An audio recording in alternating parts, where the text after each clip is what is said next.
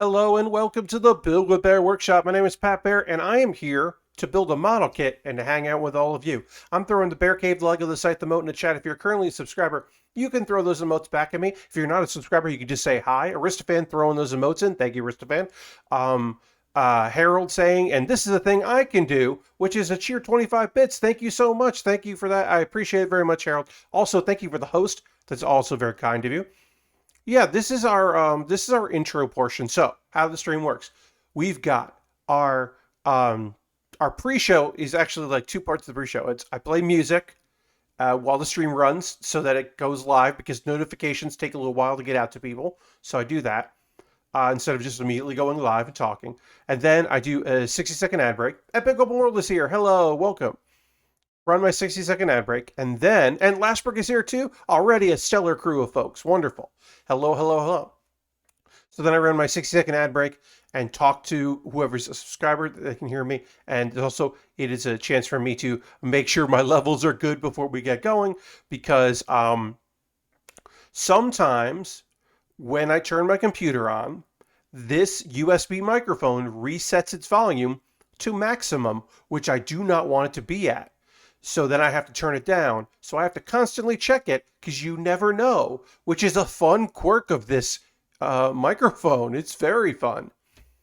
Um, Luckily, when I made a brief, unplanned appearance on a Q&A for the Nextlander crew over on their Discord, so you got to be a Patreon member to be in the Discord, then you can get that thing. They did a stage thing, which I've never witnessed before, which is kind of cool technology. I mean, it's Clubhouse, but like it's through Discord, and yeah, they had a thing where people could ask questions and like, via talking, and I was like, I want to do that, and Vinny was kind enough to be like, we got one more. It's Pat Bear. That's just like, yeah. It was just, I don't know, nice. But I was also very afraid that my microphone, like I went and hit that I wanted to do it, and then went and tested my settings very quickly because I was very afraid that I was going to be like, itch.io. Because that was my thing. I was like, hey, who are some of your favorite people on itch? Because yesterday, on Friday, was one of the itch creator days over on itch.io, where I never knew that was a thing. Yeah, so Stages is fairly new in Discord, but you can basically have like it's basically like doing a podcast in front of an audience, and then you can also raise your hand. I'm putting in scare quotes there. Raise your hand, which is basically you hit a thing and it's like you want to join the call, and they can accept it and have you join into the conversation, and then you do it. Um, and people ask questions to them. I think this is their first time doing it, but I've heard of Discord stages. I've just never seen one, and it was kind of neat. But it was also just mostly just fun to like hear Brad and Alex and Vinny and kind of talk to them, not just hear them. That's a weird thing about when you listen to podcasts that your friends do is you can talk back to them, but they won't hear you. Um, but that was a neat little thing. But yeah, I'm constantly worried about this fucking microphone. Um, uh, I probably should just use my headset for things like that, but whatever, it's fine. Um, anyway, uh, Kettle Fishman says it's like when I listen to NPR. Yeah, when you're like, no, what? Come on. Or a thing I say listening to a podcast that is essentially reviewing bad movies, but often go on tangents, and they love their tangents, and their tangents are good. But sometimes I just want them to fucking finish talking about the movie, and I'm just like, stop doing your Bruce Springsteen bit and just tell me what happens in this movie. Whatever. Brad and Vinny are basically, wait, wait, don't tell me. I mean, yeah, I mean, certainly. Uh, I don't know which one's Colton. I mean, yeah, that's good. Uh, anyway, what's the plan for tonight? You may ask her. Oh, also, there were a few people that the fine folks over at Nextlander let me plug this, and there are a few people that I could see because I can see activity followed, and I hope that they find the stream either through VOD or come watch it live. But to the folks that all basically followed this account at the same time, sometime yesterday, I hope you like it when you do come by. And if you're here now, hell yeah, welcome. Uh, so you might be saying, Pat, what's up with your tiny little action figure? And this is a model kit. So if you haven't seen the idea of the core Gundams, this is a tiny little Gundam, and we're going to put armor on top of it, and the armor is going to make it big enough that it then becomes regular high grade sized. Um, and that basically you build the core, then you build the armor, which usually comes in through like a vehicle mode, and then it pops off the vehicle and then puts it on there because it's virtual. It's inside a virtual thing, which they don't have to be practical, which is a weird word to use, but some Gundam series try to at least approach practicality, which I find humorous. But they do try, whereas this is not practical. Having a core and then having armor fly in to attach to it isn't practical, but it's cool. So we're going to be doing that. And now I'm going to retweet my tweet because it's time to go. It's a little after there. Just got to do the old retweet here. And we'll take a look at the overhead here. Okay, so we've got our core. You can see our core right there hanging out, doing its thing, making it happen. I can adjust my microphone. We got our core. And if you look at the photo, you can see that's the armor that eventually we're going to be putting on top of it. We're going to build the weapons. There's a gun and a shield. We'll build those first. But you can see here, oh yeah, we got this nice blue here that's going to go on top of it. Very cool, very cool. Now, if we're going to build the Earthree, traditionally, this is what we would do. We would use all these pieces. But we're not going to use all these pieces. Instead, we're going to use all of these pieces. This is basically identical. It was printed years later. You can see that there are some additional pieces here that was reused on another kit, so they didn't include it in here. Because this, basically, in order to make the Anima Rize, they only needed this piece and these pieces from the from this kit, and Bandai did. Instead of just producing these again, they were like, well, let's just produce the whole sheet and we'll just make those clear so we don't have to use colored plastic. So if you bought the Anima Rize, you would have the ability to customize the Earthree, which I did. I built the Anima Rize late last year, early this year, can't remember when, can't be bothered to find out. But I built it, and I saved this, expecting to eventually build this Earthree, which we are tonight. So that is a cool little thing. So we are, as it says in the title of this stream, we are going to be customizing the Earthree. The Earthree, I should say. It's not a tree, it's Earthree, because it's like the third Earth one. But the Earthree, we will be customizing without having to modify it dramatically. We're not kit bashing it. We're not doing custom parts. We're not, we are taking parts from another kit, but it's the same parts we would have used normally. So it's easy to do, which is great because I've only done one kit bashing project ever in 4 years of being a streamer, and it went fine, but it wasn't anything really to write home about, and did also require extensive use of putty to get everything to stay together. I should point out as we start working on the weapon here, and we're going to use some stickers, and it's going to be a whole thing here. So we'll get this together. As we put this together, I will say today is my 4-year anniversary of my second ever stream, because I didn't originally when I did this stuff, it was I didn't do like a set schedule of like, it was like once a week. So previously I did my 4-year anniversary, and then I was like days later I was like, I'm gonna do my second stream. So it's the 4-year anniversary of my second ever stream, which I weirdly enough very much enjoyed and continued now for 4 years. At the time it was like, I'll do it weekly, or I'll do it like an hour a time, and then it's just built from there. I did an hour and a half for a very long time, specifically because on Thursdays I had an event that I was producing at night, so I had to do my stream and then go to the event. When then eventually I was like, I'm gonna stop doing this event does not bring me joy anyway, because it just stopped bringing me joy. Um, Another thing we have to do is somebody pointed this out, and I appreciate them sending me a message going, "Hey Pat, you forgot to put the head stickers on." And they're right. I did forget to put the head stickers on. So we are also going to be putting the head stickers on because I goofed and I want to fix my mistakes. It's important to do that. Um, let's see. Uh, I'm gonna start doing this. I think. I don't know if I'll be doing this consistently or not, but a thing that I'd like to start doing is telling you what I'm going to be talking about tonight.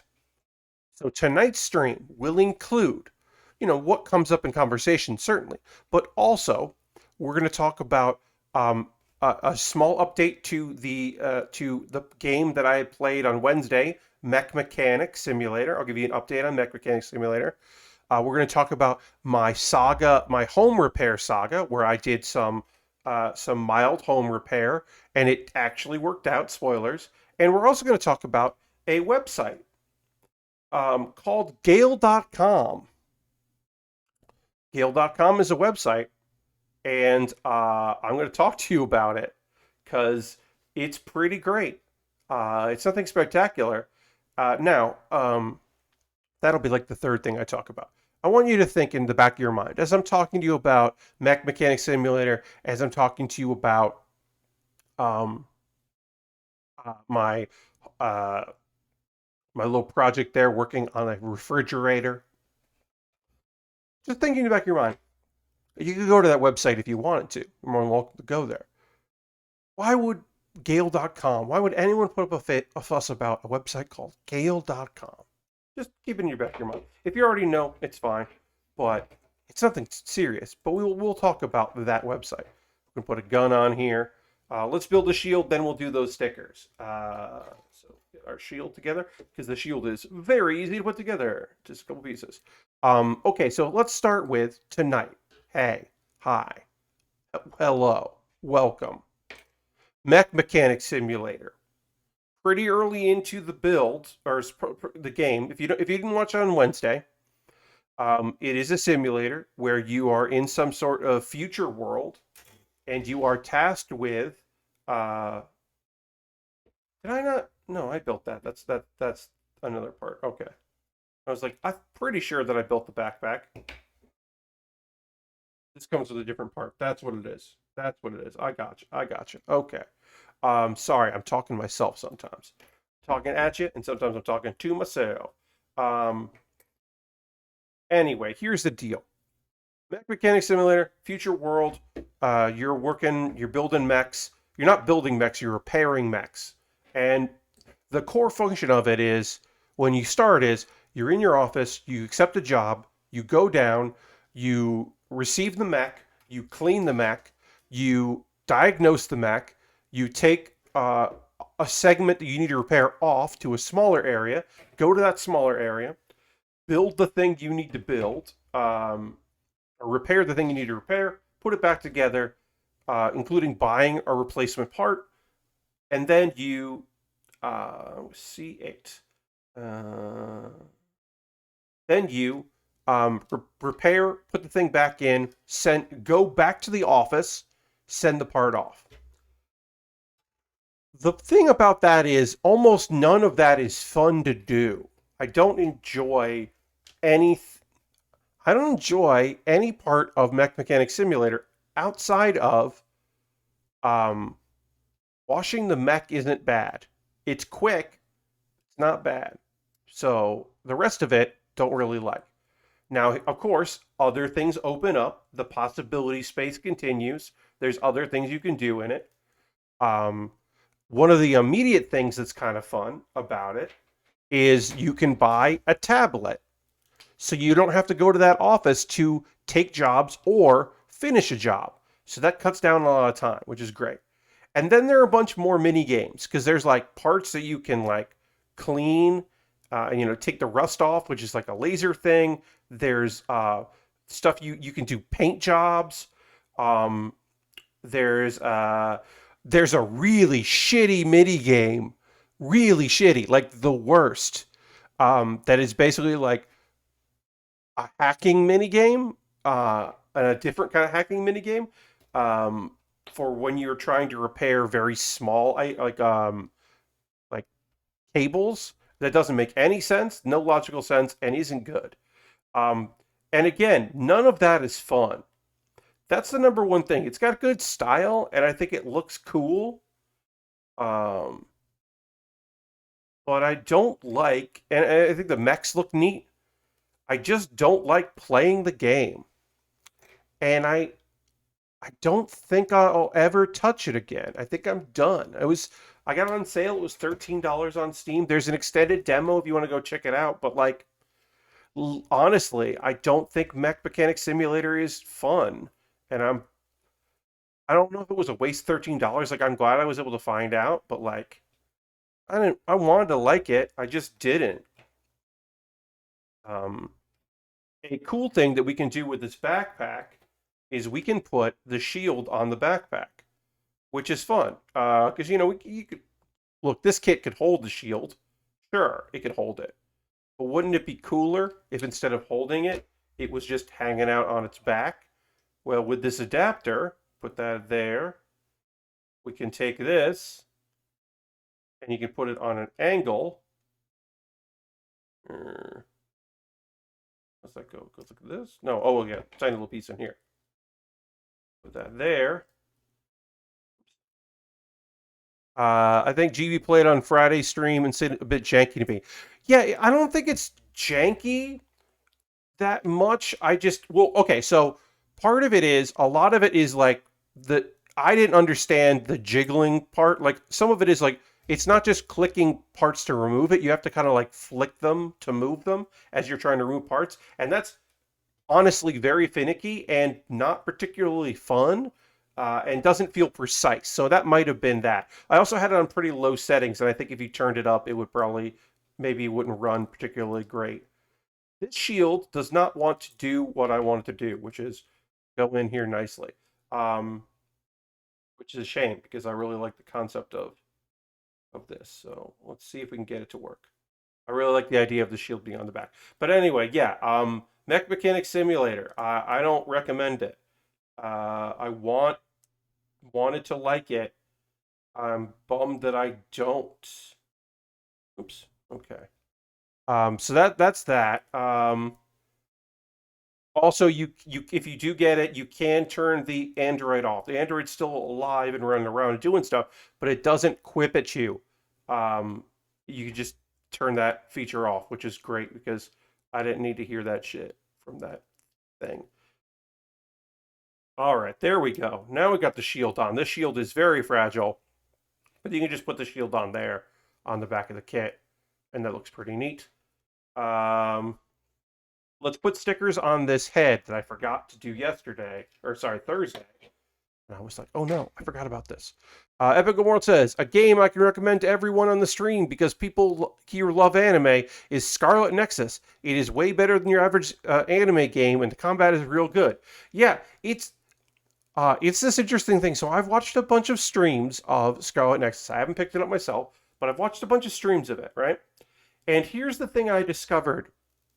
Um, so the things that make it a good anime video game make it a bad anime because it's boring as shit as an anime. It's generic and like not fun to watch as an anime because I've watched 2 episodes of the anime on my own time, not for the streams, just watched 2 episodes of the anime, mostly as like a curiosity. So the stuff of like, yeah, it's an anime ass anime game. Um, and it's got all the cliches of an anime. But then they just do that in the show. I finished Scarlet Nexus a bit ago and I enjoyed it as well. I played the woman route. I was tempted to pick up Scarlet Nexus, but instead started playing Code Vein on Game Pass. Ooh, okay, yeah. Um, uh, Totally. I totally can see that. Yeah. Yes, because you can pick like which character you want to follow, whereas the anime is just like, here's the dude's story and her story, and it's like it's trying to tell you that it's going to focus on both stories. It's not. It's his story, and she's there, and they intertwine, but like whatever. So yeah, I would say the guy seems boring. Yeah, I mean, he's an anime protagonist, so he can only be so interesting. Um, but I also like the shorthand of like, oh, these characters are very anime. I think works in a video game, especially when you're in control of it, and doesn't work as well in a piece. The wrong sticker. I think it doesn't work as well in a regular anime show because you want characters to like emote and do stuff. I did the male route, and we'll do the woman route to get the full picture across the game. It's not super long. Well, there you go. Code Vein has the best anime creator I've ever seen. Yes, I haven't seen enough of Code Vein, but I've seen a little bit of it that like looks pretty cool. Looks pretty neat.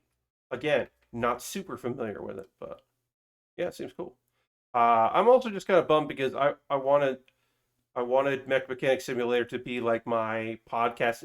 It's not even interesting enough as a podcasting game because I listen to a lot more podcasts than I. How do I put this? I used to have a commute. I don't have a commute anymore. I have like walks every couple days, and I have like chores where I want to listen to podcasts. But most of the time, I'm in front of my computer working, either working on stuff or dicking around.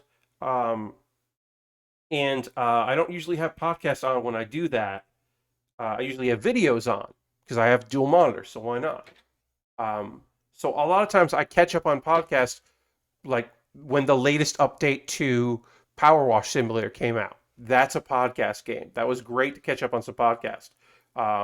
Just like literally, do that there. That worked out perfect. But there are some times where that does not work, and you're like, I don't know what I'm supposed to do here. I don't have I have too many podcasts. And I thought Mech Mechanic Simulator would do that, but I just found myself bored playing the game. And then I was like, oh, now I guess I'll just keep listening to this podcast. Um, because some people are like, oh, I listen to podcasts when I like read manga, and I'm like, I don't do anything when I read manga. I have like music on just so there's not silence, but like I want to focus and read when I'm reading manga because I've been reading. I am now caught up with. I think I mentioned this on Thursday. I'm now caught up with Kuma Kuma Kuma Bear. Uh, I'm waiting till August for Bookwalker to release the next volume because I've been reading in volume form instead of single issues because there's no legal way to read the single issue. You'd have to read scanlations, and I don't want to do that because I'm an adult. I got multitudes of small little jobs, so I can buy $10 graphic novel volumes or whatever. Um, Instead of like searching the internet and making sure that I have ad blockers on, and then making sure that I'm running a cleaner on my computer because I'm going to some sites to read bad translations of a manga. No thanks. It is weird because uh, Kuma Kuma Kuma Bear is one of the really interesting in that I think everything it cuts out is smart, and the things that it cuts back on because hey, an anime where a girl has bear like an isekai and she has like a bear costume and bear related powers and like she's just trying to do the right thing by people, you wouldn't expect that a dude that crosses her gets executed by the state. Like you wouldn't expect that. He got punched in the anime and punished. His whole family got executed in the manga, and you're like, okay, yeah. Um, like there are just a whole bunch of characters that just that are currently in the manga that are not in the anime. Um, and there's like a whole plot that's happening that just wasn't there. There's like a guy like they're going to celebrate this thing, and then like they're being hunted, and I'm now guessing that the guy that is there to hurt this country uh, sent some people, but it was unrelated in the anime, and it was just way more breezy. So it's a lot of that. I think the anime fails, if you may remember from Kuma Kuma Bear, Kuma Kuma Kuma Bear. I always sometimes I forget the third Kuma. Um, that anime, um, they like just started in the action and then went back to explain what was happening, which sometimes is cool, and in that instance was very poor. It was a poor choice. It was bad that they did that. So it's the manga is just like, hey, it's this girl. Hey, she plays a video game. Oh, she got isekai'd. And in the anime, it's like, hey, she's going on an adventure. Wait, is this an isekai? Or is this just a fantasy show? Wait, what's happening? And then eventually it's just like, oh, okay. She did get isekai. We're just starting in the action, whatever. Because you don't have to do that. You can just start like um the cheat drugstore anime right now. The drugstore in another world. It literally starts with them being like, I got isekai, and now I run a pharmacy. And that's the backstory in that show. Because that show does not give a shit. They're just like, yeah, whatever. You can kind of get the idea that he used to work and he didn't like his job and now he's here. And yeah, a ghost works here. What of it? Yeah, there's a wolf girl that is a beastling but calls herself a werewolf because I think he called her a werewolf. I think. I don't know if he did. Yeah, she was definitely hurt and he helped her out and now she's sticking with him. What, you want more? Fuck you. That's not what the show is. Let's introduce some new characters that have crushes on our main guy. Like, okay. Epic Old World said, I catch up on podcasts and play Chivalry 2. That will be my podcast game for a while. That sounds like a pretty fun podcast game. So I didn't bounce off of it. I don't have much interest in the game, but I appreciate that it exists for people that want to play Chivalry 2. It seems like a fun time. Not for me. All right, so now we're building the armor, which is going to involve our clear pieces, and the armor flies in on this like ship thing. It's like the satellite transfer system. So we have to build that. It's a whole thing in the anime. It's fine. You don't need to know about it. Um, okay, so now I want to tell you, folks, if I may. Okay, no, so we're going to put some of the armor on here. So anywhere it says A, we're going to look at first and see if we can get clear pieces of that, which we can. So now we're, instead of the blue pieces that you would see, we're going to use clear pieces. Cool. Now, a thing about the clear pieces is you got to be very careful because it's sometimes harder to see what is where the actual part ends and the off the tree, and you don't want to snip off a piece that you shouldn't have. So you got to be extra careful with it. Watch me get sloppy. But right now I'm not being sloppy. Anyway, I want to tell you about, and so we got our first clear pieces. They're going to, the other day, maybe 2 weeks ago, we started noticing on our fridge, hey, something's not right with this fridge.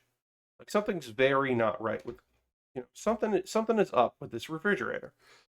Things just don't seem cold anymore. Bread seems to be defrosting in the freezer. That's not good. Like that's clearly not good. What the fuck is up? What's going on? What's happening here? So, nobody in the house. I'm the most handy person in this house, but I don't know shit about refrigerators. So we hire a repair person to come in. They come in, they took a look at it. Apparently something burned out on our freezer that has caused the cooling is not working. And part of that is it's not auto defrosting the ice in the back of the freezer. So we need a replacement part. We got to use basically he uses like a modified hair dryer, gets everything going.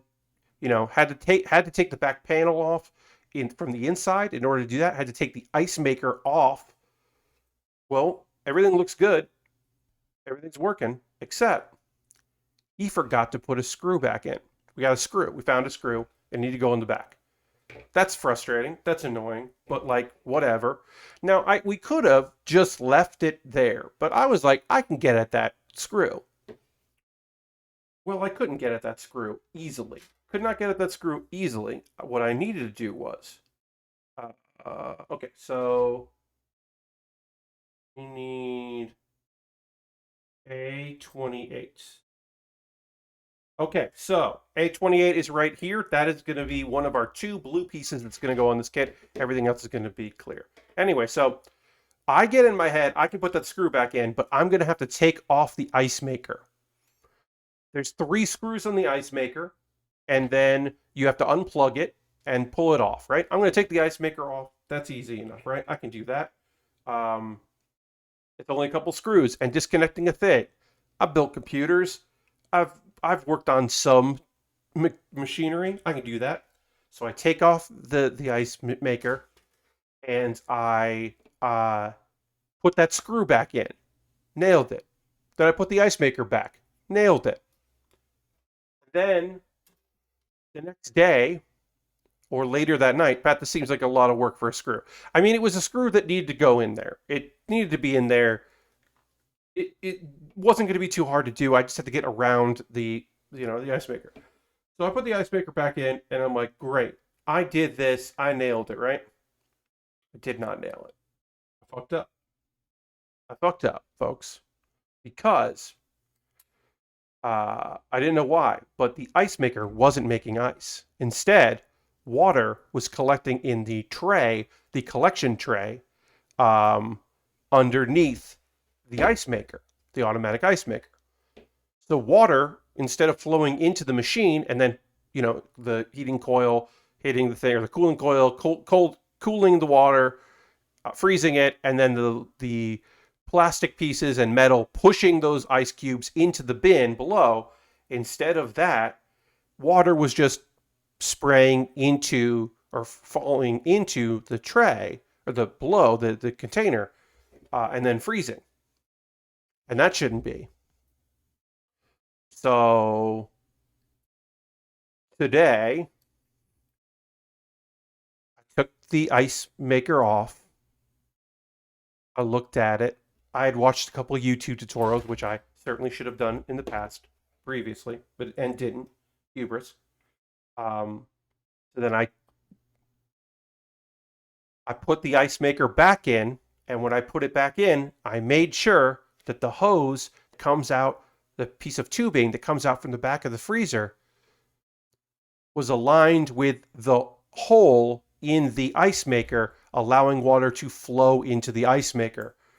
What I had done when I took it off the first time and put it back on was that I had the hose was pushing against a piece of flat plastic, thus forcing the water to go straight down and not into the ice maker. So the ice maker couldn't work the way I had done. What I had done was I had fucked up. So I fixed it, and guess what?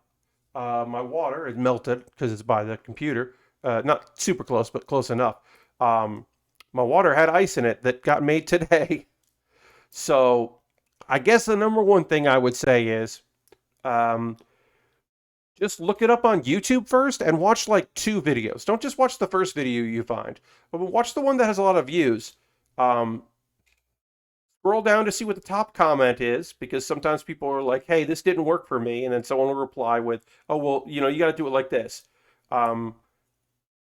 Make sure you're not watching a video from the guy that just electrocutes himself all the time or hurts himself all the time, because that person isn't making videos that you want to follow, obviously. Pat levels up his repair skill, indeed. But yeah, and then it's probably just a nonsense solution, because it's like, literally the problem was I didn't have a hose pointed in the right place. That's the only problem that we had, and that kept us from having ice. So there you go. Very silly problem to have. Really goofed it, and happy that it was a fixable problem. Yeah. Anyway, I did also feel pretty cool about getting it done, because I am kind of handy. I can repair things. I can fix stuff. I've learned a few things. I will say this: I am almost annoyed that In the year plus that I have lived in this house, there have been 0 plumbing issues because I'm pretty good at plumbing stuff. Problems with plumbing, specifically toilet stuff, toilet issues. Toilet stuff sounds weird. Gonna pull that back real fast. Plumbing issues. I got pretty good at fixing plumbing issues being the house manager at a comedy theater. In an old building, you get pretty good at figuring out, like, why is this not working? Also, a company, when you work for a company that buys cheap replacement parts, like cheap chains and cheap levers for toilets, um, those break and you have to fix them because they're buying cheap parts that get used a lot. Don't get me wrong, get used a lot by audiences and all that, and staff and performers and all that. But you end up having to do quite a bit of just like, well, let me figure this shit out because no one else is going to. So I got pretty good at that kind of plumbing stuff, and I can put some pipes together, and I can trace some stuff, and I can unclog some sinks. I've gotten pretty good at that, figuring out that stuff. Yeah, like deciding where there's an issue and what it needs, and not just pumping chemicals, at it, and actually doing the repair work. I've gotten pretty good at that kind of stuff. If there's a car issue outside of I gotta change a tire or oil, do not look to me. Do not look to me for engine issues or motor stuff. Like that's not a thing I have any practical knowledge of. But if your problem is like, hey, I think that there's something's going on with this tire pressure. Like, I'll take a look and see what's up. Okay, so as I said, we are building this shield, this like armor thing that comes in all nice and fancy, flies in on this like holder, and then it'll all pop off of it and go onto our kit, which is pretty cool. Which is almost exclusively clear parts, except for this one part that is blue, which is, in my opinion, a bummer, but whatever. I don't know why that wasn't part of the here's everything. As you can see, they just didn't do these two parts here. Hey, Dirty, welcome. They just didn't do these two parts here, and I don't know why they didn't, but they didn't. But anyway, clear parts, putting them on there. Let's turn the page. All right, A27 is the other blue part that we need to use. That's this part here. Because like I said, there will be a couple blue parts that we do have to use because there isn't a clear equivalent, but we'll do that. All right, so it's time to talk about it. It's time for us to finally chat about Gail.com. GAIL.com is a website. Now, up until 2006, from the year 1996 to 2006, that's 20 years, it was just a place to store things and a place. It did not have a front-facing web presence. It just had. It was used for an email domain. Now, in 2006, it eventually had a photo of Gail, the person, and some links to NASA, because at the time, Gail worked for NASA. Now, it just has a Q&A. It has a FAQ, frequently asked questions. And if you've been thinking, Pat, I don't know why someone would ask all these questions. Why would anyone care about Gail.com? Realize that it's not actually Gail.com that people have a thing is people have been over the past dozens of years emailing their friends and mistakenly sending emails to Gail.com instead of Gmail.com.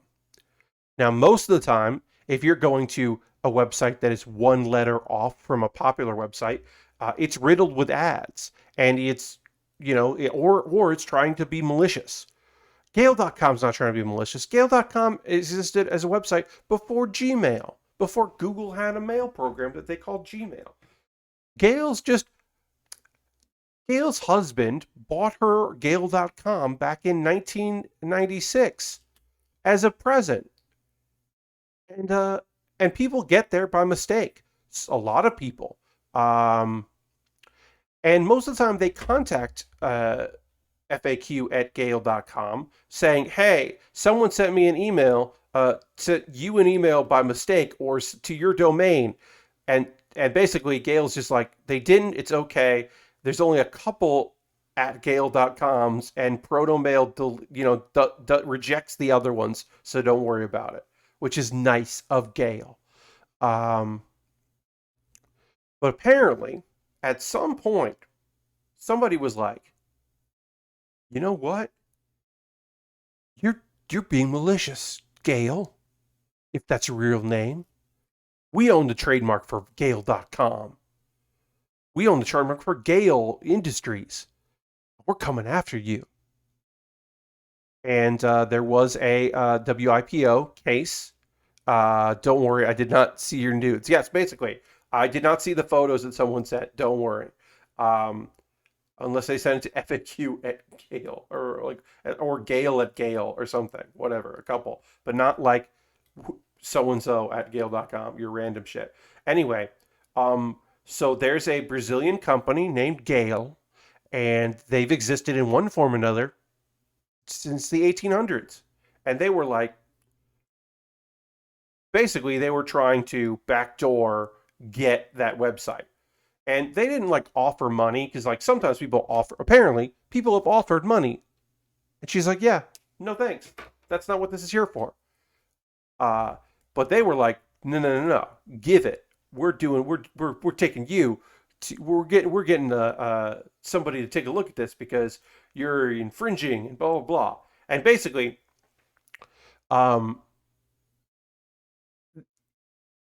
if Gale.com sold ceramics, there would be a case. But it doesn't. It's a non-commercial site run by that up until apparently 2006, when this case happened, didn't have anything. Gale.com didn't have anything. It didn't show you anything.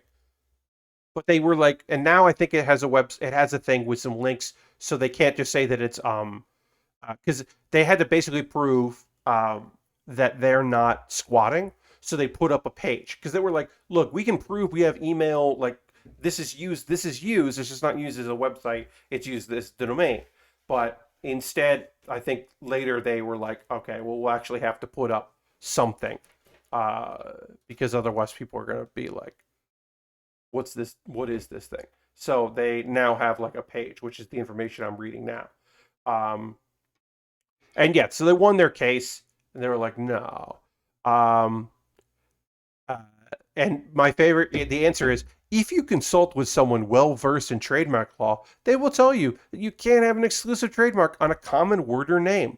My husband and I successfully defended ourselves against an attempted domain takeover in 2006. Basically, also at the end of the bottom of the page is just a link to the EFF, the Electronic Frontier Federation. And that's awesome. Like, there's no ads, there's no Google, and whatever. There's just a link.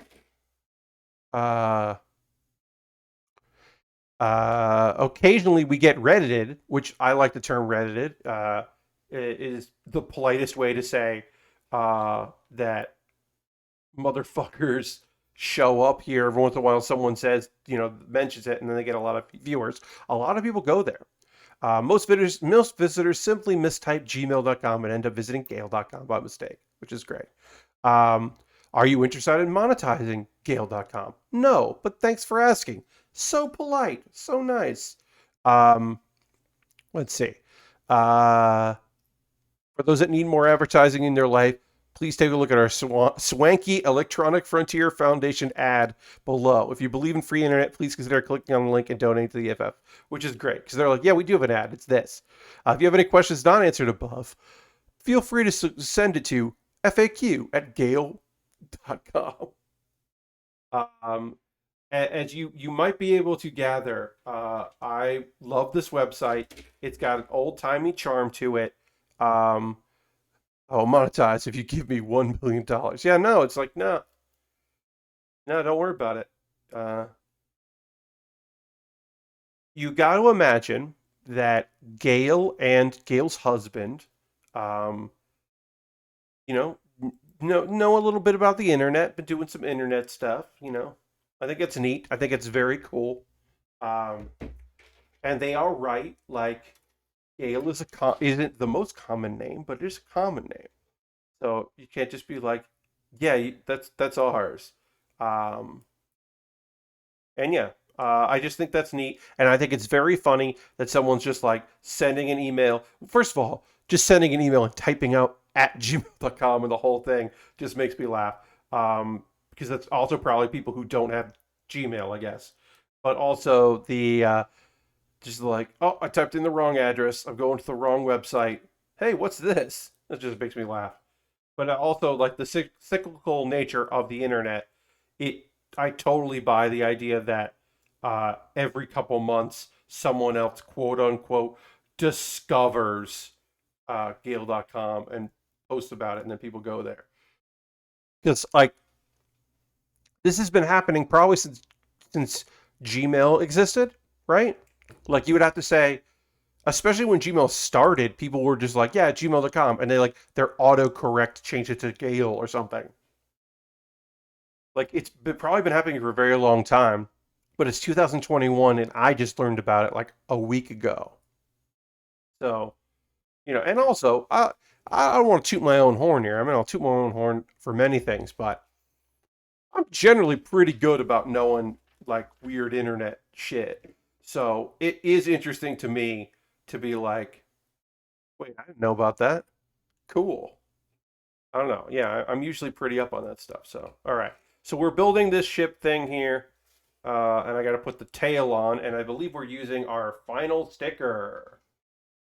Yes, our final sticker will go on this tail piece here. E13. Anyway, that was kind of like just a thing I want to talk. I want to talk about Gale.com. In 2015, this page received 1,836,039 hits, which is an average of 5,000 per day, 5,300 or 5,030 per day. 83% of those hits were from unique IP addresses. That's the thing I wanted to point out, folks. The 83% is from unique IP addresses, which means that some people fuck up a bunch. A not insignificant number. 17% of that is people just being like, ah shit, I did. Ah shit, I did it. Ah shit. Nope, that's not what no, I don't want that. Ah, which really does make me laugh a lot. Just like somebody just really fucking up over and over again. I don't know. I think that's very funny. All right, let's get this here. More of our armor ship coming through. This together. Make this happen. All right. Of course, we'll panel line this once we get it all snapped together. And we'll get our sticker on here. Our final sticker. But anyway, is anyone else getting audio desync? Lashbrook asks. Is anybody else getting that? Let me check this out here. Because that'll be easier for me to see. I'm not going to hear it, but I can look at it and see if I have any audio sync there. I mean, it might be easier to see. Oh, you refreshed. It was just you, says Lashbrook. Great. I mean, I don't know. I didn't do that for me. I did that for everybody else because it's easier to see that way. Um, but yeah, I guess refresh if you're having some audio issues, especially mobile. Refresh always seems to be the best solution on mobile, is my experience. All right, so we got to put one sticker right on there. I don't know why. We got one more sticker. But, I'm glad it's not a larger problem. Anyway, that's Gale.com. That's just the thing I want to talk to you about. We will take a pause for the cause in a bit. We're not in a rush, but we will get there where we will talk ways you can support the channel. Um, I will then talk about some anime that I watched the previous day, or previous 2 days, I should say, since Thursday's stream, because I always like to talk about the anime that I'm watching. There's a couple shows that I don't talk about consistently. Um, I finally trudged through the first couple episodes of, and I'm now caught up with Miss Kobayashi's Dragon Maid S. I couldn't remember what the end of it was, and I'm not liking it. I'm bummed. I do not like this new character. Sure, will she grow on me? I'm sure she will. But there's just a lot of it that is just weird for weird sake, and I'm like, meh. Like, it didn't get until the end of uh, the show. Like the 13th episode had like action and like real drama when her dad shows up, when Toru's dad shows up. But this is just like starting with like, there's definitely a sense that Toru might have just murdered a dragon. Like it's implied off screen. She's like, "Yeah, send him away," and it's like, "Did you?" Anyway, that reminds me of a less wholesome story of people getting their Facebook info stolen because they would just Google Facebook login and then click the first result. Yes, a lot of people Googled that. Um, they're just like, they're just like, yeah, I'm just going to type this in and then I'll just find what I need. They're just like, no, no, there are malicious people out there. You can't just do that. Don't just type that and log in. You got to type in, you got to go to the website. Yeah. Uh, don't use that bar as that. Not a shortcut. It's a search term. People don't know about that, which is a shame. But anyway, yeah, not really loving Dragon Maid. I'm like mostly disappointed with all of the sequels I'm watching right now.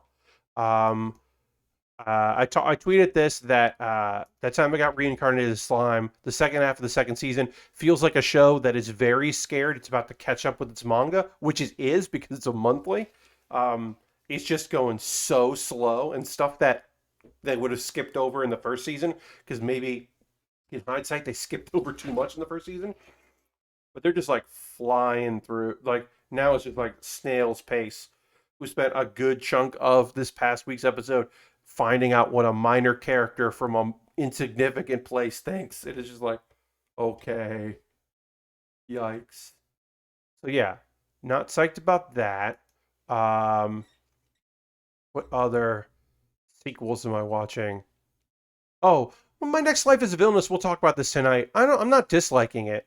And I guess Welcome to Demon School I'm also enjoying. Uh, we're getting into a thing. I mean, I'm annoyed that they introduced a character that I thought was incredible just to find out that character is evil. And I was like, no, the tiny old man. They introduced a tiny old man. This is a tiny, just like cool grandpa. They introduced like a great tiny little man, demon man. I was just like, oh, that guy's evil. No fair. There were some other characters like clearly those like I know that as an audience member, I'm supposed to be shocked that the soft-spoken, kind of nervous woman that helped out Irma and had a great time, I'm supposed to feel bad that she's actually a villain. But I was just like, yeah, yeah, sure, okay, whatever. But the old man, the tiny old man, aw, bummer. The tiny old man is a bad guy. I hope it turns around. But it won't. uh, anyway, yeah, watching anime. I'm enjoying a lot of it. Uh, my next Pat Pierce Anime Club is I'm going to be doing a tier ranking of all of the isekai for the summer 2021 season because there is a ton of it. One of them's not out yet, so I won't grade it. But there's another like isekai that is basically um, it's like uh, what if instead of running a McDonald's like that one anime, the demon king comes to our world and just has to get like waitressing jobs. Uh, and I don't think she has a support system. But yeah, that show doesn't come out till August, so I don't know if it's gonna like what's going on with that, but it won't be out at the time of my next Fat Bears Anime Club recording, so I won't be able to cover it. But I'll probably just give it like a non-grade. But yeah, I'm gonna use Tier Maker, which I haven't used since last year, but I figure it would be a fun way to rank all of the isekai. I mean, not that I'm watching all of them, because I'm not gonna watch. I'm going to watch the last episode of the second season of I'm Standing on a Million Lives, because I think that show sucks, but I kind of want to know its bullshit mythology. So I kind of want to find out what's going on with that. So I'll probably tune in for that. Uh, but I'm not going to watch it. And Sunny Boy, I think, looks incredible. And like, if that's I get the sense that's going to be some people's like show of the season, but I just don't want to see like I don't care if it's cool looking. The source material, the material is just not interesting to me. I don't want to watch a battle royale. And then someone was trying to tell me battle starts in 5 seconds or whatever. Is an isekai, and I was like, no, the main character is brought back from the dead. That's not reincarnation. Was not the is not a key component in isekai. It's a often component. Summoning is the actually. This is a fun fact. Uh, if you're the main character in Isekai, it's more likely that you are summoned to a different world via magic or teleportation or a gate than it is that you die and you're reborn there. It's just a very popular modern thing. So it's more popular in that respect, but it's not the most popular. So there you go. More likely it is because you got summoned than you are dead. Just because the main character is presumed dead and is brought back to life and is playing some sort of uh, game like with many other contestants, a death game, if you will. Like that's not an isekai. You know, if he was in a fantasy world, sure, but it looks like he's just in a world. It's just that his world has magic in it, and he was unaware up until now. Although maybe they're going to explain it with some other bullshit. They're going to have a bulk spit. Oh, it's not actually magic; it's science, or whatever. Anyway, we're going to take a pause for the cause. If you're new to the stream and you're like, Pat, I don't know what that means, we are going to take a break, and I'm going to do some ad reads. Now, I'm not selling you on a product. I don't have sponsors. None of that. This is me telling you ways you can support me and what I do. Aristovan's already had the game by throwing the Bear Cave Lego in the site the moat because Aristovan's a tier 2 subscriber, so they get the old, tier 2 subscribers get the site the moat. But yeah, you throw the moats in there if you're currently a subscriber. Subscribing is a great way to support what I do because this ad break is me telling you ways you can support me. If you'd like to, you're under no obligation to do so. If you're not already following, consider giving me a follow so you know when I go live because I build model kits on stream and every Wednesday I play games. But the other streams are model kit. But yeah, you can become a subscriber, $5 a month or using a Prime Gaming token. Great, easy way to support me. You get some cool emotes. You don't see ads when you click on my stream. You could gift a sub. Aristofan gifted some subs. There was another gift which for some reason didn't show up on there. But if you gift a sub, you can help out somebody in the community. I appreciate that. And if you've been gifted a sub, you can convert that to a regular subscription, and it won't cost you. They won't charge you until your month is up, which is nice. Also, bits and coins. We already saw some bits from Harold tonight, which is rad. But if you wanted to join that bit leaderboard, you could do that, or gifting a sub. Those are ways to support what I do, but they're not the only ways, and we are going to talk through those. If you wanted to, you could become a patron on my Patreon. Patreon is another way to support what I do at the $1, $3, $5, or $10 level, because $5 through Twitch might not be up to your liking, but maybe up to your liking is $1 or $3, or if you're like $10. $10 not worth it for me to have one extra remote, Pat, but it is worth for me to be able to vote on the kits you build. I get that because there are different rewards over on Patreon. So now, subscribing to my YouTube is free at youtube.com/PatBear, but I also offer a membership over there. You get my Wednesday videos on Tuesday, I should say. You get it on Thursday. You get the video a day late. No, you get it a day early. Um, it's a small token of my esteem. You can get the video like one day early, and I appreciate folks that do that. That's very rad. The people that support me there over on YouTube. But also, you can just subscribe for free, and that will be great for me as well. Direct donations are also a thing. If monthly is not something you're interested in, I have 3 options for you to donate directly here. And by donating, I mean helping me continue to do this stream. Because everything I make through Twitch, through Patreon, through direct donations through my YouTube and AdSense. So if you watch videos on my YouTube and you don't have your ad blocker on, I can get money that way. All of that goes back into the business of building model kits. It just goes into buying model kits, so I can keep building. Which, you know, and if something, if you're like, well, Pat, just giving money, that's not something, but like, I don't know, I buy you a kit. I have a way for you to do that. And if you're like, Pat, what happened to the bottle kit? I'll get back to it soon. This is the only break I take. I take it during every stream. We'll get back to that soon. I have an Amazon wish list. And if you buy something on the wish list, I'll shoot a video specifically about that kit and kind of talk about it and thank you for doing it via video. And then also, it jumps the queue. So I don't build the other stuff I've got. I build the thing you bought. And I put a bunch of new Lego stuff in here, or new to me. Some new stuff that's kind of fun, a very inexpensive, small little kit that'll take no time. A tiny Millennium Falcon. That's fun. You can't fit a minifig in there. I thought that was kind of neat. But also there's a mech jet, which it's like a transforming thing there. There's a cool bike, a monster truck. I love the monster truck because it says building kit for boys and girls who love monster trucks. I like that. I don't know. And then there's of course high grade kits, master grade kits, inexpensive kits, expensive kits, rare, old kits, not rare, just old, very old kits, modern stuff, and some gear at the bottom. And if you buy something off the wish list, like I said, I'll build it on stream. I'll shoot a video about it. It jumps the queue. It is the least I can do as a way of saying thanks. Consider picking something up if you got some, Amazon gift card lying about, or credit, or if you're just like, yeah, I could do that, Pat. I got a little money to send your way. Alternatively, as an alternative, if you're not interested in buying something on Amazon, and I get that, but you still want to buy something, you could buy me a gift card from USA Gundam Store. You buy a gift card there, they send an email with a code.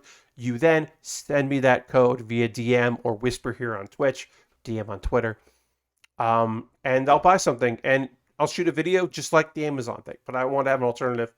And if you're like, Pat, I can't support you financially, I can watch the streams. I can give you a follow. That's awesome. That's so rad. I really do appreciate that. You also could join my Discord, which of course is free.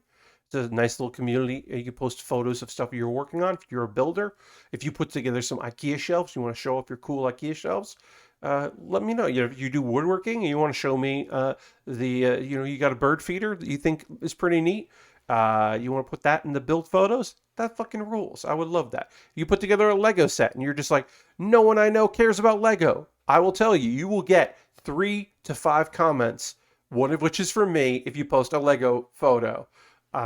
So you will have like-minded individuals who are psyched to talk to you a little bit there. It's very chill. It's a very chill Discord. But yeah, if that's something you're interested, feel free to do that. A couple of video links, then we'll get back to building.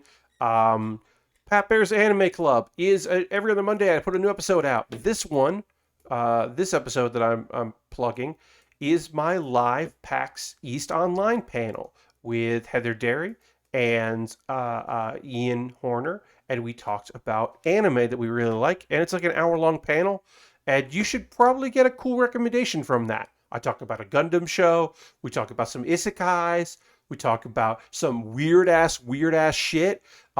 If you wanted to see the anime that is a lot of the foundational elements that then later got codified in Evangelion, we talk about that anime that you should watch. and a weird movie that you can watch. That's our first anime movie recommendation, because usually we talk about series. I thought that was, yeah, it was a real fun panel. Best of Build With Baer is a new series. I'm about to say web series. It's not a web series. I'm not doing a web series. I'm not doing a web series.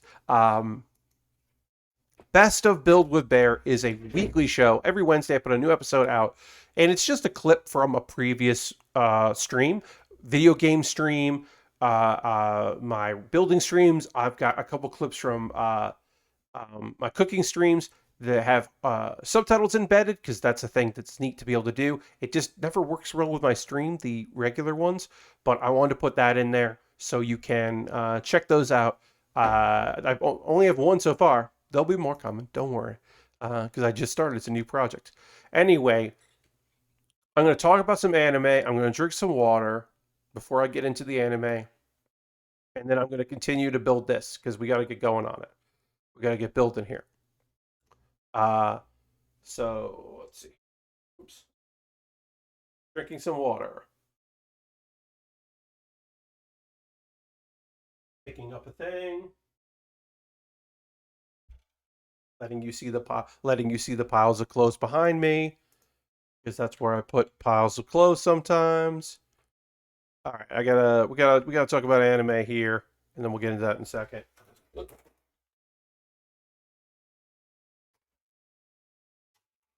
All right. Thank you again, as always, thank you for putting up with my nonsense. My ad reads are important. I know that I'm a broken record about these. I understand that, but it does feel like a thing that I need to do, um, because it's always somebody's first stream, and maybe they want to. They're like, oh, I don't. Yeah, you know what? I should subscribe. Oh, I should give this a follow. I don't know. Anyway, we got our clear parts here, and we're now going to connect some parts here for our legs, because we got to have the things that they're gonna go over this and suddenly be a bigger kit. So I'm going to talk about some shows here.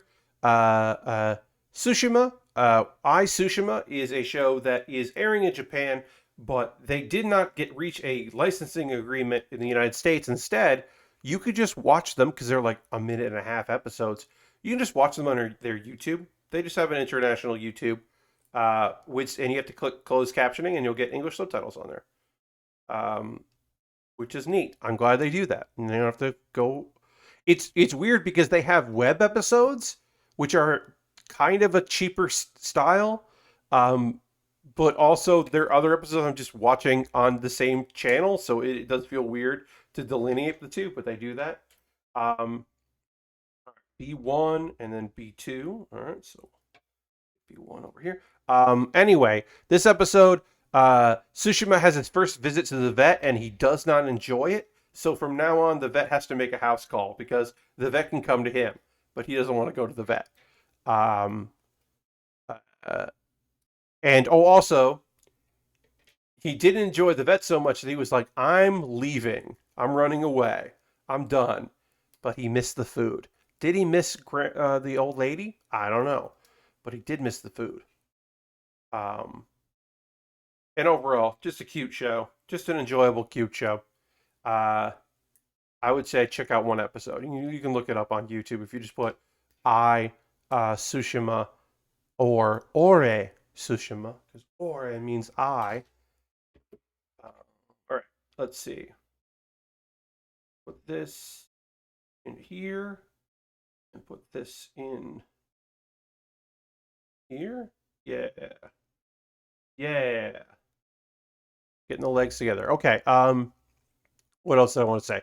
Okay, so now let's talk about My Next Life as a Villainess, All Routes Lead to Doom X, which is the second season of My Next Life as a Villainess. But instead of putting 2, they put X.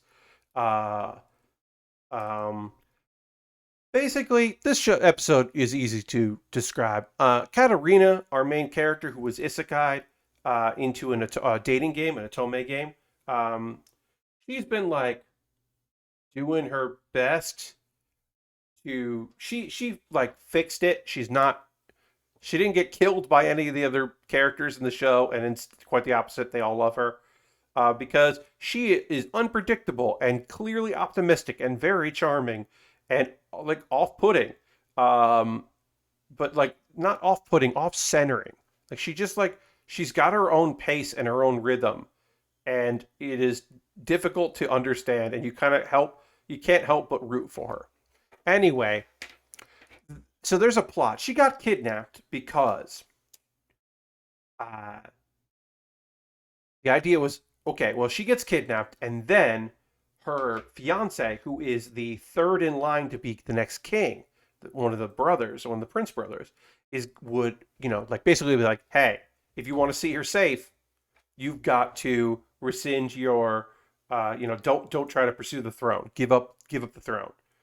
Um, and it's like, okay, he's gonna do that, sure, but the person behind it on paper was Selena, who is the fiance of the second person in line, so the older brother. But in reality, she's being manipulated to do that. She didn't actually want to do that. Like, that's not her. That's not what she's about.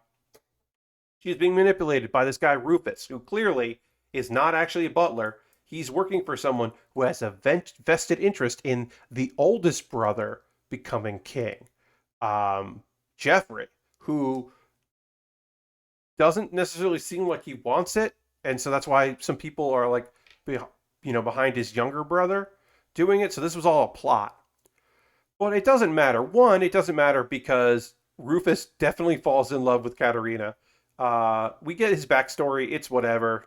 He uses dark magic. He was raised uh, to he was sold in slavery. He was raised by someone, an unknown person, to do his dirty work in the kingdom. But now he's met somebody, and like she encourages him to like travel and like go back to his homeland and like start his life over.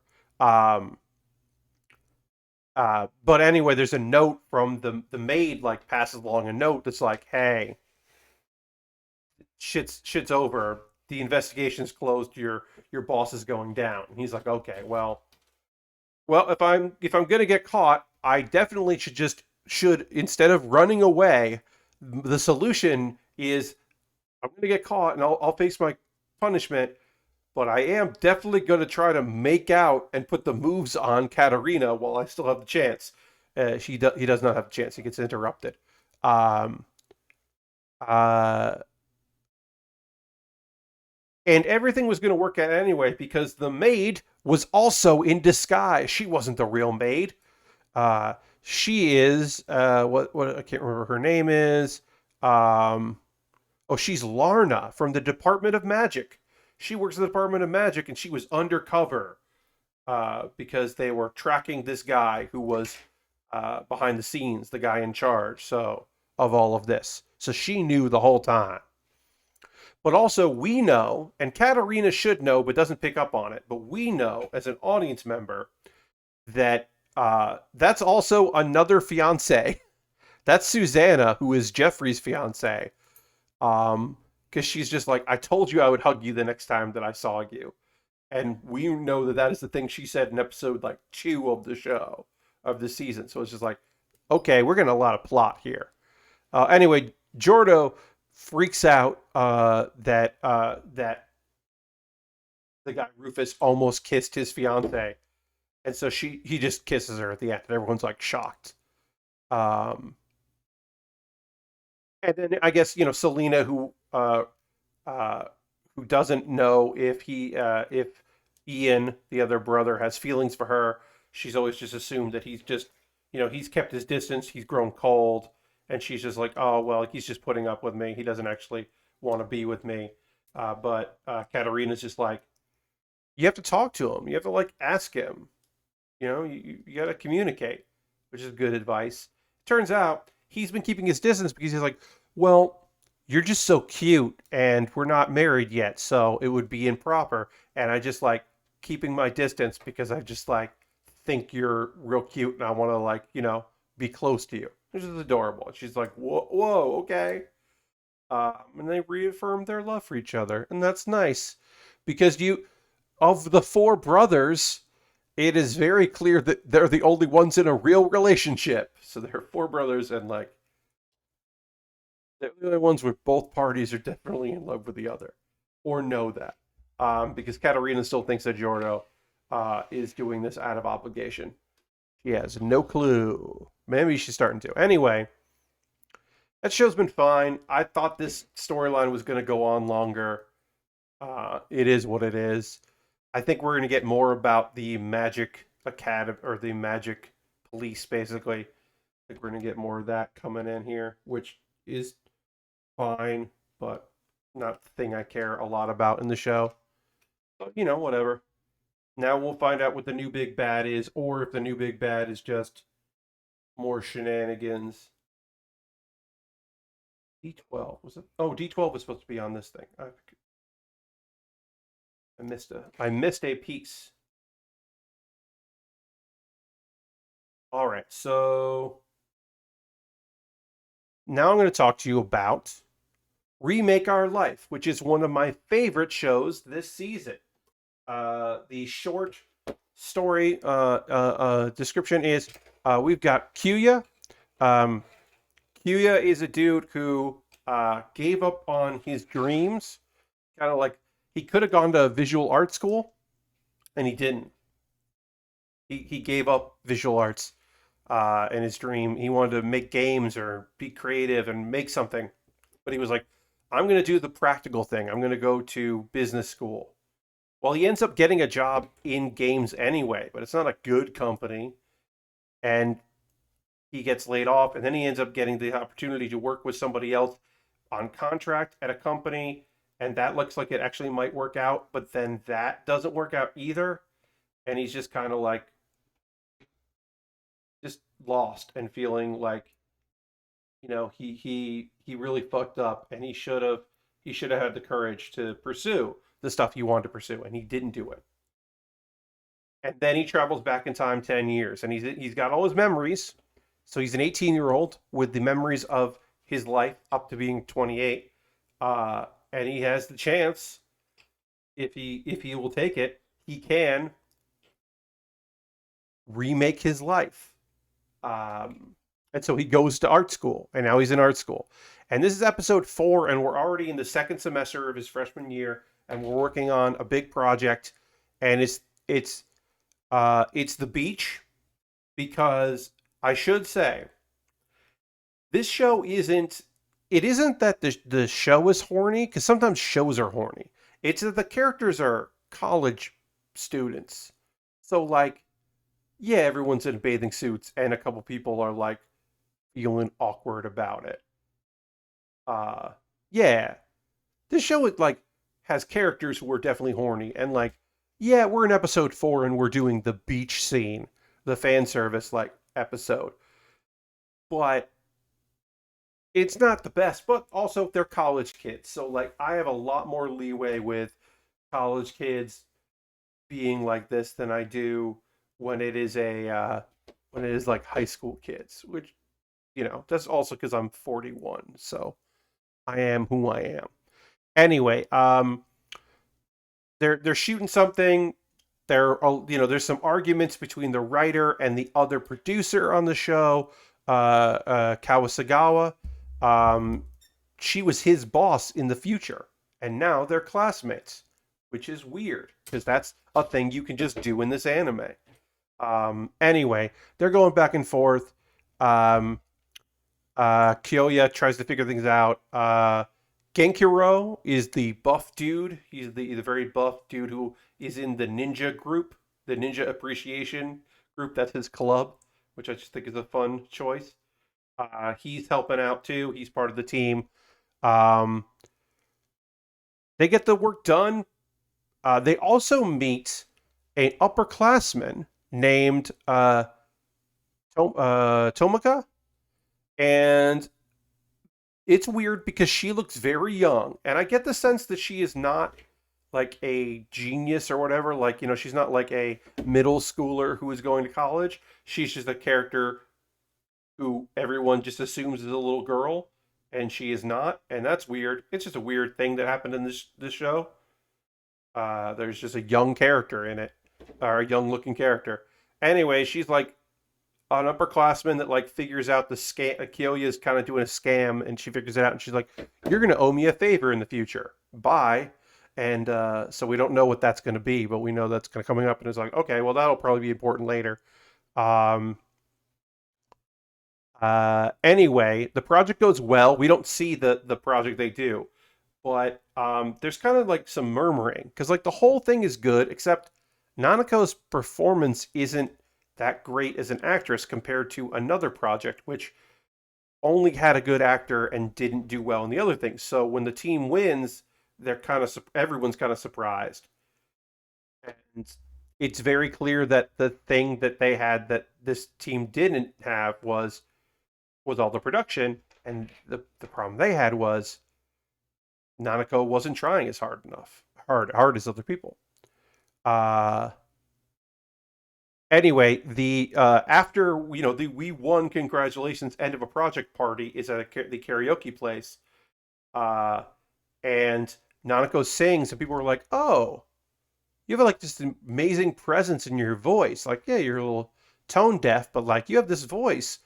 Why aren't you in school for that? You could fix being tone deaf. You could adjust. Why aren't you doing that?" And she's like, "No, I want to do acting." And the party basically gets ruined because Kagesawa is just like, uh, people that have talent and don't pursue that piss me off. You're just in the acting program because someone said something because you just want to, you don't want to fail at music because you love music. So you're wasting everyone's time by being an actress. And it's just one of those things where it's like very uncalled for. There's no reason for her. Like, it's all true. And people like, she's said, it's one of those things where you're just like, oh, you're like telling it like it is, but there's no reason for you to be this way. Like, it's just one of those things where like, this is really uncalled for. And she's just like, yeah, if you want me to resign from the group, I will. But they're like, no. And I would have been nice if they were like, hey, what you said was right, but like the way you said it sucks ass. You're 18. Calm the fuck down. Because that's kind of like Kyoya has that thing because he's a 28-year-old inside, right? So like sometimes he is just like trying to make peace, and you get the sense that sometimes he just wants to be like, hey, just fucking be cool for like a hot second. Why don't you just fucking be cool? But he can't say that even if he wants to. Um, anyway, let's see what else happened here that I want to tell you about. Nautico's distant. There's a whole thing with a small little thing with the Fine Arts Club, which is the club that uh, he belongs to, Kyoya. They're gonna do a maid cafe, and I assume that that's going to involve characters we like being in maid costumes in the future. Because I said this show is horny. Um, uh, and oh yeah, we meet that Tomika, the girl, and she's like, "Hey, you owe me a favor. I hear you're a very good producer. Help us out with our game because the circle she belongs to makes games." And he's just like, "I'm not ready for that." And she's like, "Oh, you have a lot on your plate," and he's just like, "Yeah," but really, he's like, "I'm not at a place where I feel comfortable like giving it my all, so I don't want to half-ass this because they're apparently very good. Like their games are good. Um, but she's like, you do owe me a favor. I am going to collect on that favor. So apparently, eventually, he's going to work on a game. Anyway, what he does do is, plays the game, thinks about a thing that happened to him in the past, where he had the opportunity, where he's forced to. They worked with a singer who wasn't that great, who was kind of out of there, and he had to work, or not great, and he had to work on fixing her audio by pitching it. And he's like, "Oh, that's a thing I can do. I can show Nanako. This is what your sound is with a minor correction. This is what it could be." And he's like, "I don't know if I'm overstepping, but you could get where you want to be with your sound." And she's like, "Okay, yeah, that's what I'm gonna do. I'm gonna do this. I'm gonna make this happen." which is awesome. She's gonna go for it. So he did help, which is nice. And there's like a little flirty there, maybe, and who knows. Uh, but yeah, I think this show is like really strong. It's really solid. Um, I'm always just like, what's it gonna happen next? Where's it gonna go? It's like, oh, we're introducing new characters, and I'm not like, oh, I'm like, ooh, okay, what's up with this? Yeah, what's gonna happen with this girl? Like, because I also keep waiting for like, when's he gonna meet another character that is like part of this mythical like platinum generation? Like, when's he gonna meet another character that he was like a big fan of in his future life, and now he gets to work with them? Like, what does that mean? Um, when are we gonna have any? Are we gonna have any more revelations? When are we gonna have those? Just neat shit that I'm real into. All right, so we gotta put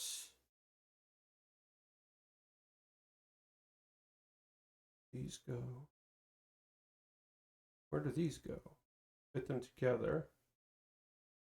Oh, these go there. Okay. Wait. Sorry.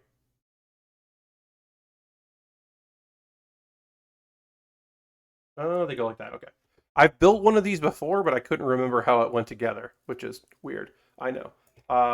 Okay, so then A5 and A6. We got one more anime to talk about tonight, which is how a realist hero rebuilt the kingdom, which is probably my favorite isekai. Like, there's some good isekai this season, but this one is consistently.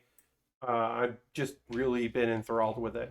Really been a big fan of it. So uh, we'll talk about that. How a realist hero rebuilt the kingdom. So, dude got isekai. His name is Soma. He is a practical dude. He was going to college to get into like to work for the government, like practically, not politics, but just like work, in a government job, like facilitating problems. He's a practical dude.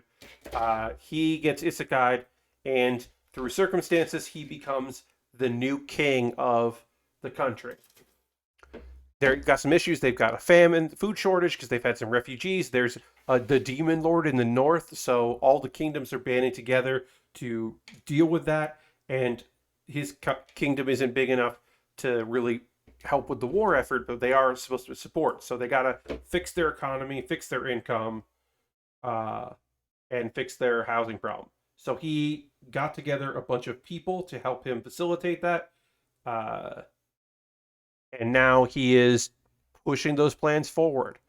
Uh, we find out that Tomei, uh, who is the wolf girl, um, he like whispered something in his ear at the end of last episode, and we didn't know what that was. We didn't know what that was going to be. Turns out she's like, because her power is that her cool thing is that she can talk to animals and they can understand what she's saying to them. A unique thing. Like, there have been people that don't do that, but it's still really unique. Well, her ability is even more unique than they thought, because she's the only person they've ever heard of that can speak to demons. Up until now, no one's ever been able to understand demons. She apparently communicated with one once. So that's huge. And they want to keep that shit a secret. So they're like, hey, here's what's going to happen. The former king is going to adopt you. Your mom will be fine. Your brother will be fine. They'll be taken care of. They can come here in the castle and stay with you. But the king is basically just going to adopt you because now you'll be the future queen's little sister. We can protect you. It'll be great because people are going to want that shit. They're going to want access to her if other people find out. So they're like, okay, well, we got to keep this shit a secret. So we're not going to tell anybody about that. You'll just hang out here. Anyway, the big plan that they have, the big thing they got to do is they are they've got to figure out the food shortage situation. And the big plan is we got to start eating stuff that you don't think is food that is food, because you're just like, not everyone in the region eats this, but we've got a lot of it. So we're going to start figuring out ways to like supplement that while we figure out the crop situation, which is going to take time. So in order to teach people, because they don't have TV, then you could send out people like whatever. They do have this thing. They do have a kind of TV. They have this gemstone that basically projects whatever they want to major places. So they basically do have a state-sponsored television program. Um, and so he creates a show. He's got the best singer in the land as the host, and his food gourmet Poncho, and they come up with some recipes, and they're basically running a type of like food talk show where they've got hosts doing some stuff, and they're just like, "Yep, we're just gonna tell you what you need to know in order for us to run, to help supplement the food shortage." Uh, and they have a taste test with some of the other people, and they're like, "Look, we got an elf and a beast girl and the former princess and future queen, uh, and they're going to be our taste testers because we don't want to tell you, whatever." So like, hey, here's a way to prepare octopus, and they're like, in the fishing village, like there's a clip of a kid being like, "Hey, we usually just throw those back in the sea. We can eat those. We should try that," which is like great. And they're like, "Hey, here are some roots that you can prepare," and the elf is just like, "Yeah, we eat these. This reminds me, like, yeah, this is the thing that we do." And then there's boiled locusts, which the way it's prepared reminds one of the girls of like, "This reminds me of home in my country," and people were like, "You eat this?" But the way it's prepared is fermentation, and it reminds our boy Soma of like miso and his home, and his home. And so he's like really touched by it. And then some people were like, "Oh, well, the king likes that. Then we'll try it." Uh, okay, so we got our armor all on its stand here, which is how you can display it if you want. And then we're gonna put it on the kit. But I'm gonna take a photo of this first. So I'm gonna do that. Um, we don't see what the fourth dish is, but there's a new dish, and everyone's kind of freaked out by it, and I don't know what it's going to be. Uh, but I do like that this show really has a lot of like small cliffhangers because it is just like, I mean, it's not a slice of life, but it's not an action-packed isekai, um, and I like that. It's just like, yeah, if you got a food shortage and you can use magic to communicate, yeah, just like, I don't know, do that thing. They're basically like turning one of the characters into an idol, which I like. I like the idea of that. And just kind of going for it. I don't know. I think it's neat. All right, so we got to take our shield off. We got to take our that part off. We're gonna pop these up. We're gonna pull this out. We're gonna take these arms off, fold these down, and then we're gonna put the clear plastic uh, off here. Take the weapon off. That off. And then we'll take this off. This off. Oops. But yeah, so that's the anime I want to talk to you about. Yeah, I don't know if there's anything else. I'm still watching Tokyo Revengers. That continues to be a fantastic show that I don't kind of go through. So Tokyo Revengers is one of those things where it's like there's really cool action, and then even the cool characters are dorks, and then our main dude continues to be a dork. He's like a lovable dork who's like getting stuff done, and it's just one of those things where it's like, "Oh yeah, he's never going to be a badass, huh? He's just never going to be a badass." You kind of have to just resign yourself to that fate. That like if you were waiting for him to like turn awesome, it's like, I mean, no, he's just going to win via heart, and that's nice, but it's not. It might not be what some people want when they watch that show. But I like it. I do like what it's doing. Okay, so now we're gonna put the clear parts on here. We're putting the armor on. Get this armor on here. These parts I have found in my experience do not like to stay. And if you were never gonna, my advice to you is if you build one of these core kits and you don't want to have the little core thing and then the armor thing, My recommendation would be to like either tack wouldn't work so well in this instance because of the fact that they're clear.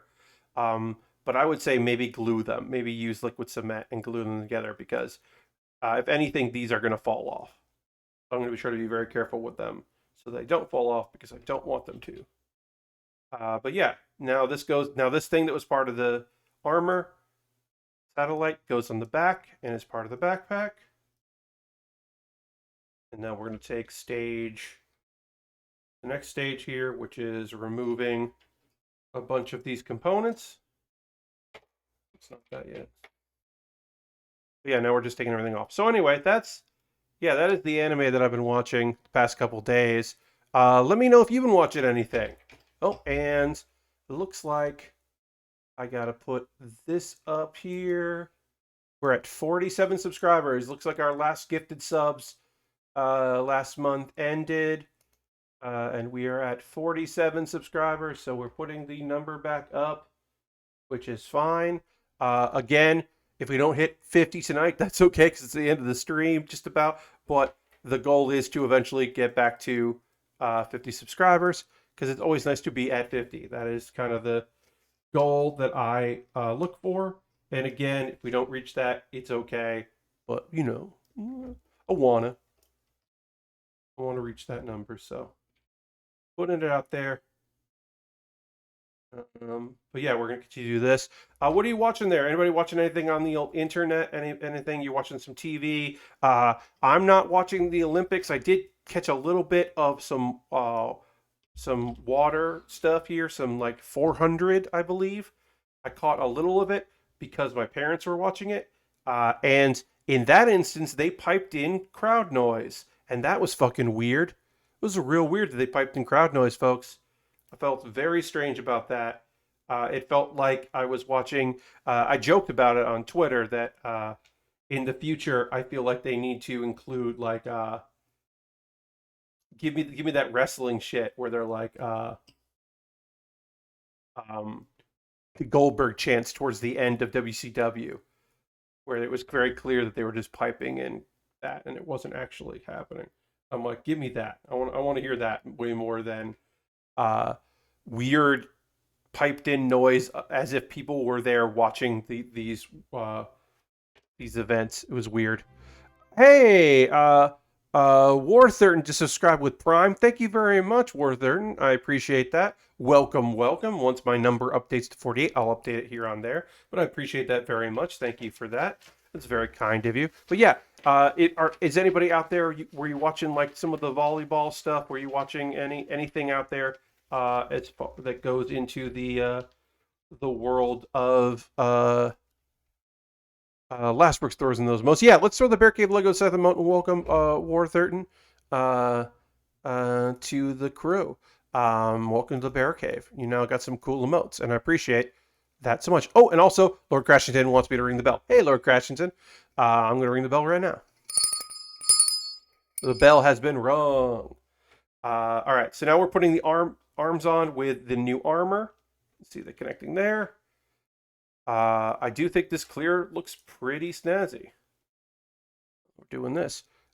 We need some what? Chance in the chat. Yes, some what? Yes, that was the thing, right? Yeah, let's throw some chance in there. Like, I do want the Goldberg chance. I do want like that kind of thing. I think it's silly if you're already going to throw them in there. Lastbrook says currently watching the Blazeball semi-centrist, which is mostly just terrifying. Oh, sorry, not semi-centennial. Semi-centennial. Yeah.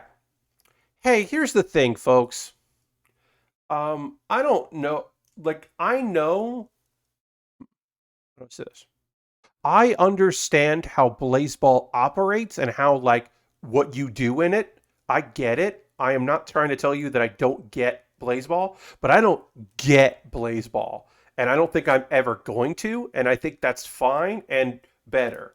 But, like, I understand, like, oh, you go here, you can do, there are options you have. And then there's the whole world around it and the storytelling. And it's a little, and people who don't like Homestuck don't want me to compare Blazeball to Homestuck, but it's fucking Homestuck. it's somewhat multimedia, but the people around it who love it add in so much to it and so much lore to it, and so much of like the personality of it. Blitzball's definitely gotten way more complex. Yeah, because it isn't just like it's not just like uh because some people were like, oh, it's like fantasy baseball, but not real baseball. It's and it's like, yeah, it is that. I mean, it definitely is that. Or it's like, well, some people follow along with baseball, just the stats. It's just following the stats, but then it gets confusing and then things get weird. And I'm like, yeah, I guess it is more like that. But also it's just like a whole lot of nonsense. And it seems very fun. Like when I say like it's a whole lot of nonsense, like I'm not saying it's bad nonsense. It's all good nonsense. It's just definitely fucking nonsense. And and I think that's neat. I think that's very cool. I like that it's nonsense, complete nonsense. But it is like like it's not impenetrable.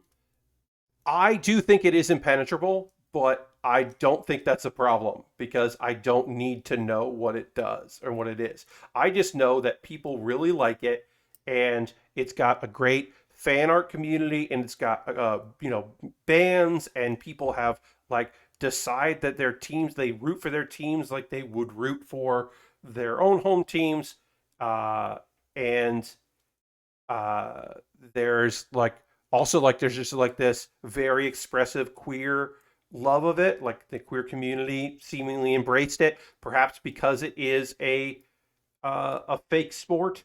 That there were just like people who have been pushed out of other sports were like, well, I like video games and I like sports, and I'm just gonna make this my thing. It's sports for nerds that don't follow like real life sports. Yeah. So I don't know. Every once in a while, Corey Dickinson posts something on Twitter that I don't understand, but I know is about Blazeball, and I think that's neat. Uh, she's like, okay, sure. She's also one of the people that was like, it's not Homestuck, and then like a couple months later, I heard her using that, so I was like, yeah, it is. Maybe at first you didn't think it was, but it is. Got that kind of like weird, rich lore where like it's just like a lot of shit's happening. Um, the thing that I have described it for some older nerds is it's like, hey, you know how sometimes people would play like White Wolf on message boards? It's that. Like, yes, there are people who are running the game. They're running this White Wolf campaign, but they're not in charge of they have no control over all the people in the message board posting stuff in their version of what's happening in the game. Like they don't have any control over that. They're just along for the ride. Um, and I think that's like to me, like, yeah, there are people who like work on the company and make Blazeball, but there's also a lot of other vested interest from the community in ownership. For good, and so far it seems good. I haven't seen. I mean, I know that there is like sometimes there have been some issues with people having like a a character that they just put a lot of extra emphasis on, and like there's been disagreements of some things, but it so far anyway it doesn't seem to be incredibly negative uh, or toxic, which so that's good, and hopefully it won't be. You can see our one piece of blue is here in the back, and our one piece of blue is right there in the head, and I kind of like that. Do I wish that this was clear? Yes. If Pax and League of Heels are a thing, would you guys try to do something with Blazeball for a show? I don't know what that would mean, Lord Crashington. That's not. I don't know if that's on my list of things that I would like. If you're asking would I like to work with the Blazeball developers to have their own like League of Heels matches happening in the background, and we would just check in to see how the matches were happening and being like, hey, we're not even doing the matches tonight. Like list a bunch of wrestlers who weren't there. That's something that would be fucking really fun to do. I think that's how we would incorporate Blazeball, would be like having like basically having like our own league happening in the background of our league. Uh, I could see something like that maybe working. Maybe it'll bring in players from the game into real life to compete in the show. Oh, okay. Yeah, I don't know. I mean, that's a lot because League of Heels is a big thing in a very small way. It's a very big thing for like a couple hundred people, maybe 1,000 people. So like it's the thing of like maybe the like Jackbox would like come up with some wrestling like a wrestling themed quiplash for us to use instead of us having to do it. Like that's kind of like maybe where we're at. I think more than like integrating us into a video game. I don't know. I think that is like a lot of work for people. Yeah.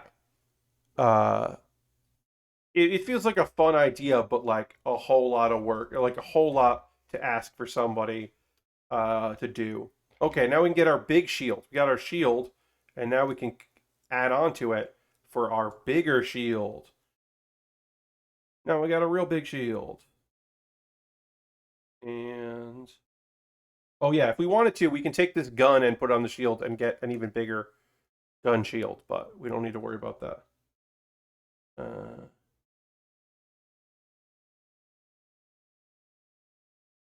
but yeah, I hear what you're saying.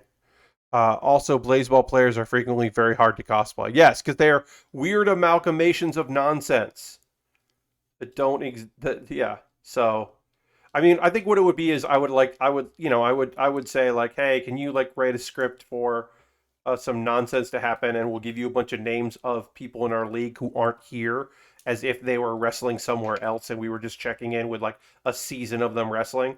Like, I think that is a thing that we could like discuss, but beyond that, I don't know.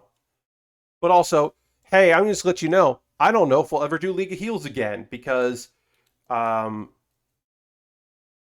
uh, every person you like who does League of Heels, the chances of them going to another PAX are so minuscule because they are older, they have kids now or more kids now, they are working behind the scenes more than in front, they are independent contractors or own their own businesses where they don't aren't necessarily going to do travel, or if they are, it's not necessarily going to be at a two PAX, or they're tired of PAX. Uh, so I'm going to go to a PAX in the future. I don't know when, but I will go back to PAX and I will be doing panels. But um, like, I don't think you're ever. I think you'll see people you like will go and be around because they have missed seeing people. But I don't think we're going to see all of that talent together again because it was hard the last time to get a lot of those folks and to get those folks to commit because they got a lot. Sounds like League of Heels were to happen again, it would be a major reboot. Yeah, I mean, so it'd be one of two things, right? It would be a very small, focused thing. It would be who I know, who's around. Like, yeah, I could get Straub, and I would love to get Straub. I can get some, Graham Stark would do it again, I'm sure, if I asked him, because it was fun and he liked it. I could get 8 people together. I can get, 10 people together. I don't think I'm going to get the 30 people you want me to get or the 33 people you want me to get. Um, Also, part of the reason why it was hard the last time I did it, yes, Harold hands me some napkins, indeed. Part of the reason why it was hard the last time I did it was because I'm not in the games industry or the games press. So it's hard for me to like book people. I laughed one time because one of the founders of includes one of the founders, but yeah, it seems like the extended break from PAX made people realize they don't miss going to PAX. Well, I mean, I think that's part of his like. I'm not gonna talk about that anyway. Actually, I decided I don't care to talk about that. But I mean, it wasn't just extended break from PAX to me. It was the before that. Like Brad Shoemaker did PAX Online this year. When's the last time Brad went to a PAX? It's been several years. Once he realized he didn't have to go, because not everyone was going, then he wasn't going to go. Vinny would rather have a weekend with his kids. Maybe now, Vinny would like a weekend away from his kids. But in years previous, Vinny would rather not go away for a weekend, even if he loves everybody and wants to see everybody. Jeff's going to be a double dad. Jeff didn't start missing Paxes until he had a kid. Now he's going to have another one. So, oh, it's going to be hard. Drake is an exec, yes. Yeah. Also, Pope is not on a team that needs to go to PAX. Or if he is on a team that needs to go to PAX right now, he's not in the position to go because he's not doing forward-facing things like that. Whereas he was for a little bit and was able to get there for some things. That's not exactly what his job is. Danny, I get Danny probably because I think Danny will go to a future PAX because for his business, especially if they gave him a table. They gave him a table. So for Danny O'Dwyer, PAX makes a lot of sense. He can do some panels. He can he can line up some interviews with people that are hard to track down. I'm sure we'll see Danny in a PAX in the future.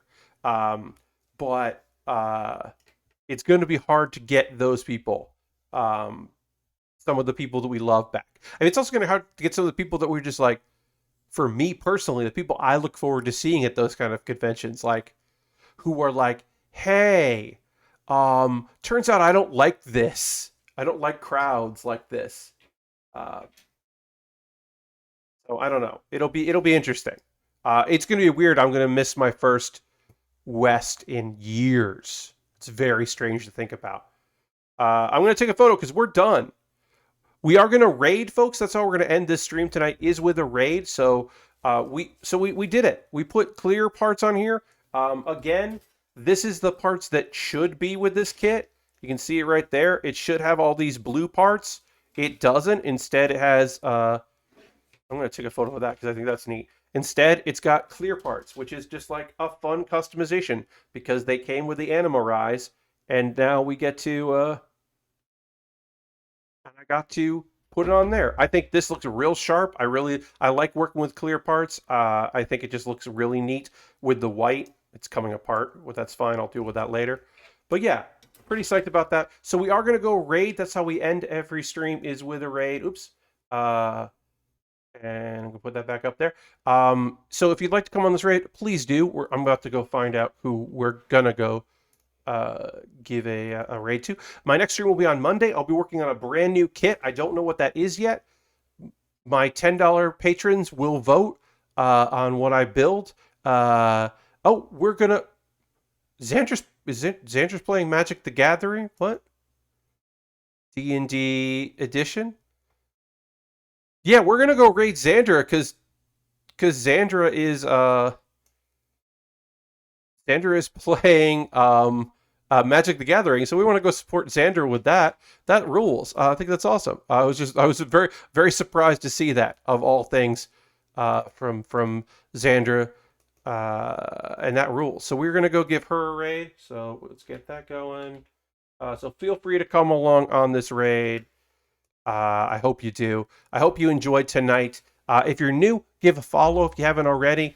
Consider subscribing. Want to get back up to 50 subscribers. But if we don't, that's okay.